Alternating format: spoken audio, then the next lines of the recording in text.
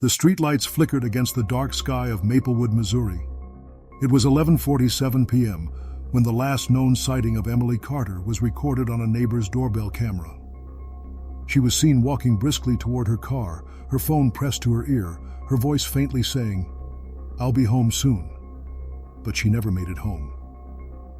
Her silver Honda Civic was found 2 days later on the side of Highway 67, doors locked, keys still in the ignition, and her purse sitting neatly on the passenger seat.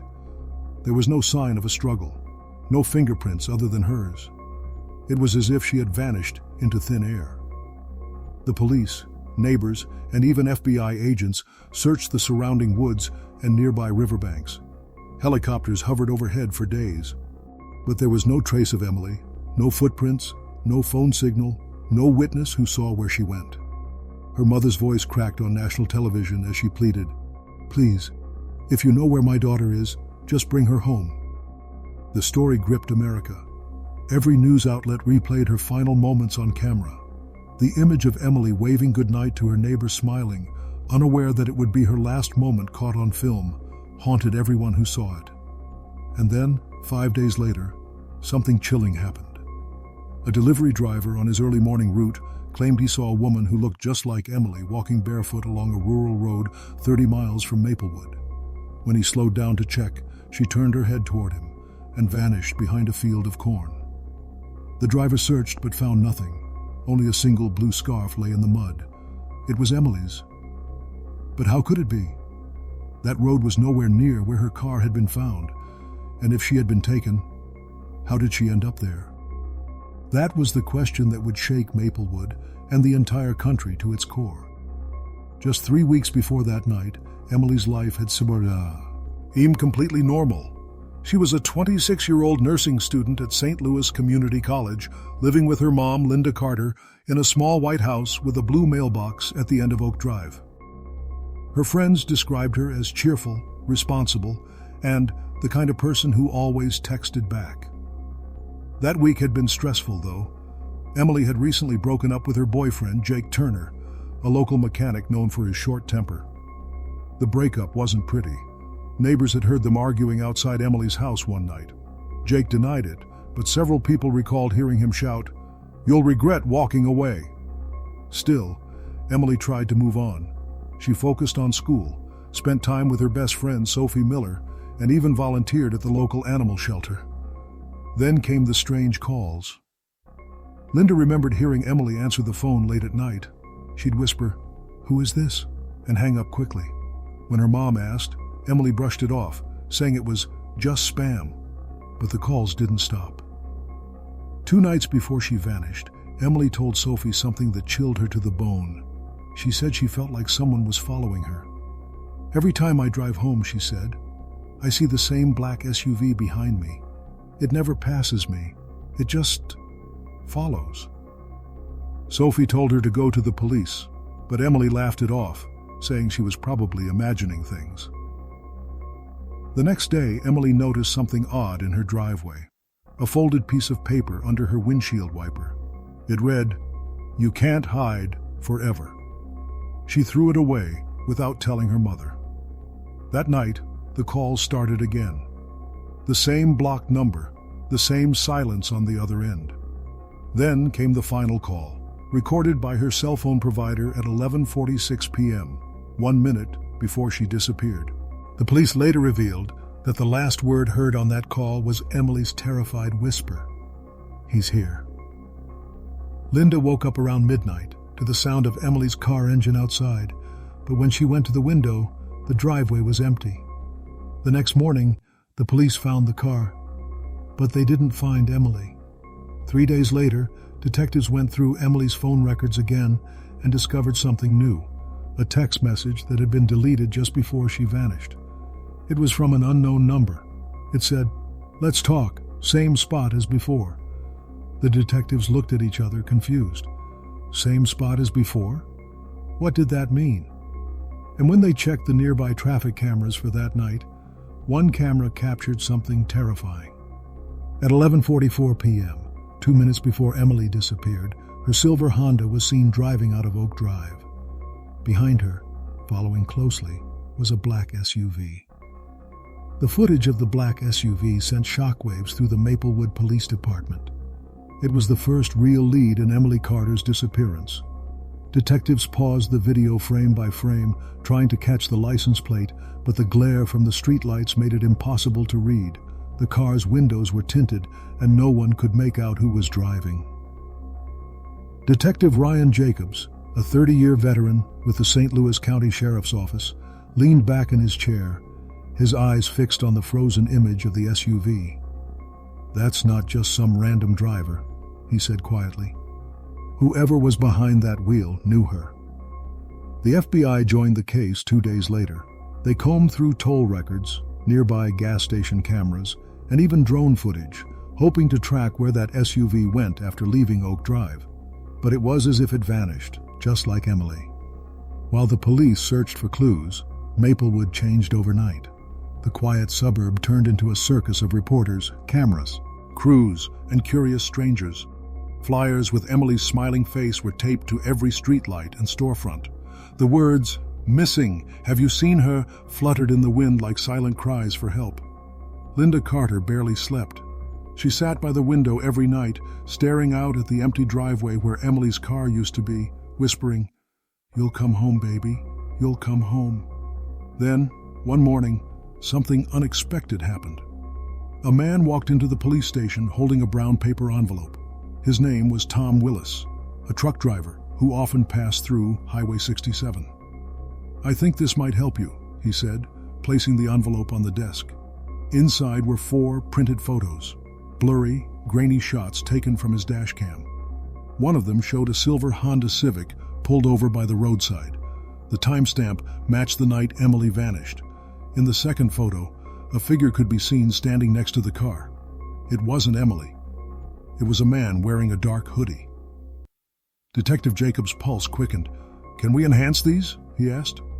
The forensic tech nodded. After a few minutes, the man's face began to sharpen slightly. He appeared to be tall, broad-shouldered, maybe in his late 20s. But then came the detail that froze everyone in the room. On his wrist was a tattoo, a black cross surrounded by fire. Jacobs's eyes widened.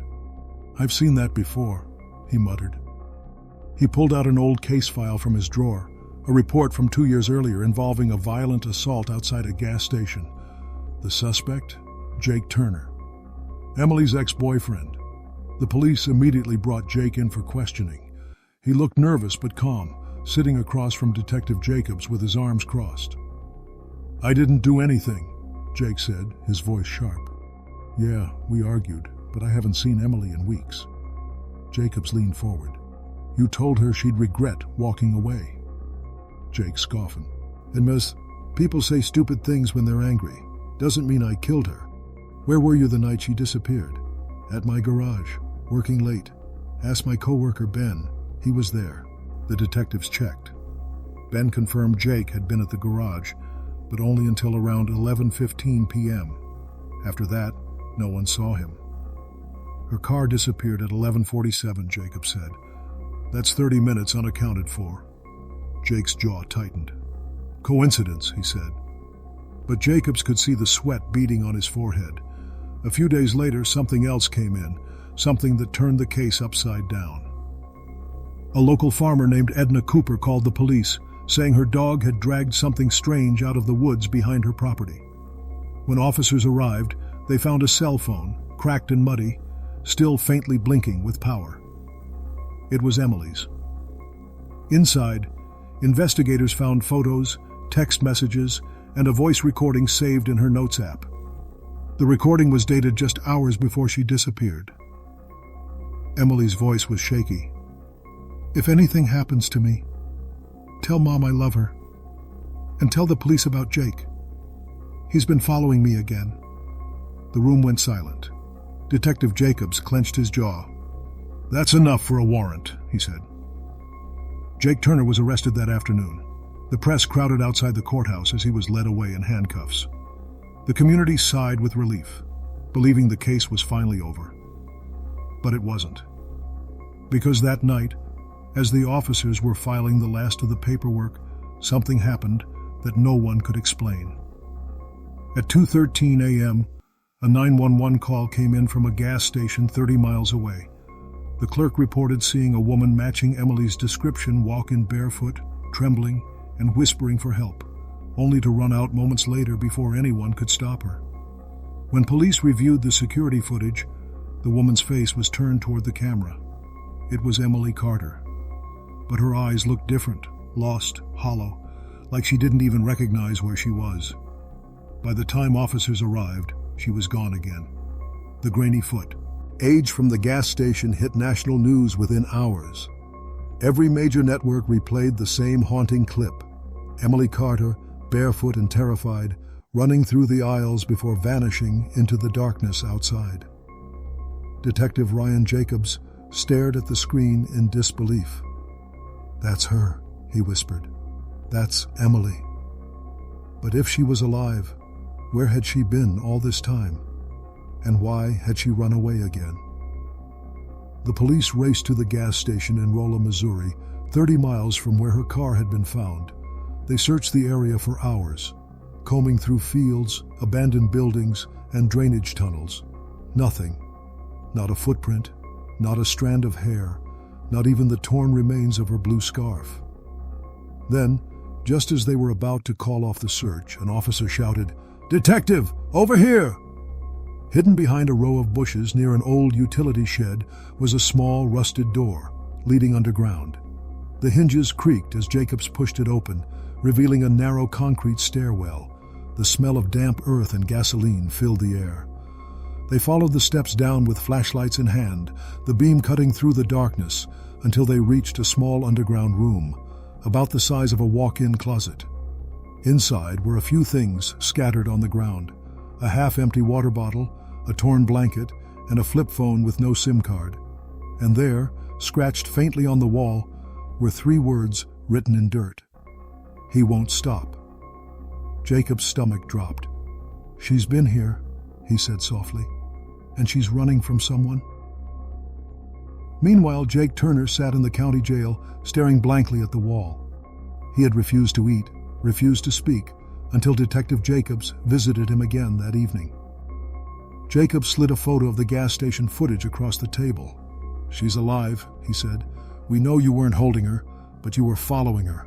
Who else wanted to hurt her?" Jake blinked, his eyes filling with fear. "You think I'm the only one?" he said quietly. "You don't know what she got herself into." Jacobs frowned. "What do you mean?" Jake leaned forward. "A few months ago, Emily started working for a private home care agency. Seemed normal, right? But the man she worked for, Richard Hale, he wasn't normal. She told me once he had cameras all over his house, even in the guest room. She said he'd drive around her neighborhood sometimes. That's when I started following her, to make sure he didn't." Jacob stared at him. "Richard Hale. Do you have proof of that?" Jake nodded. "Check her phone records. He called her the night she disappeared." Back at headquarters, forensic analysts reopened Emily's recovered phone. Deep within the deleted files, they found a single outgoing call, one made at 10:59 p.m., to a number registered to Richard Hale, a retired real estate developer living 20 minutes from Maplewood. A search warrant was issued before dawn. When officers arrived at Hale's property, a sprawling farmhouse at the edge of a wooded lot, they noticed something strange: fresh tire tracks leading to the back of the property and a faint smell of bleach in the air. Inside, the house was spotless, almost unnaturally clean. Every surface gleamed, every light bulb new, but in the basement they found a steel door with reinforced bolts. Behind it was a small, soundproof room with a single chair and a chain attached to the wall. And lying on the floor, half buried under a tarp, was Emily's blue scarf, the same one found weeks earlier on the roadside. The silence in the room was unbearable. Jacobs closed his eyes for a long moment. "He kept her here," he said grimly. But before police could finish their search, they found something else: a set of handwritten notes, folded neatly on the table. The first page read, "You think she's gone, but she's not the only one." That night, as Hale was being tracked down by the FBI, a call came through the Maplewood emergency line. It was faint, full of static, but the voice on the other end was unmistakable. "Mom, it's me. I'm okay. Don't let them find me." Then the line went dead. The call was traced, not to Hale's property, not to another town, but to a payphone outside an old diner in Tennessee, nearly 400 miles away. When authorities arrived the next morning, the payphone was still swinging from its cord, and on the seat nearby was an envelope addressed to Detective Jacobs. Inside was a single Polaroid photo. It showed Emily, looking pale but alive, standing next to a faded "Welcome to Tennessee" sign. On the back, written in shaky handwriting, were the words, "It wasn't him. It's bigger than you think." The case was never closed. Jake Turner was released due to lack of evidence. Richard Hale disappeared before the FBI could question him, and Emily Carter, the girl who vanished without a trace, was never seen again. But every few months, a new envelope arrived at the Maplewood Police Department. No return address. Inside each one was a photo of highways, motels, small towns, all signed the same way. EC. No one knows if she's still out there, or if someone else is sending those letters. But one thing remains certain. America never forgot the girl who vanished without a trace.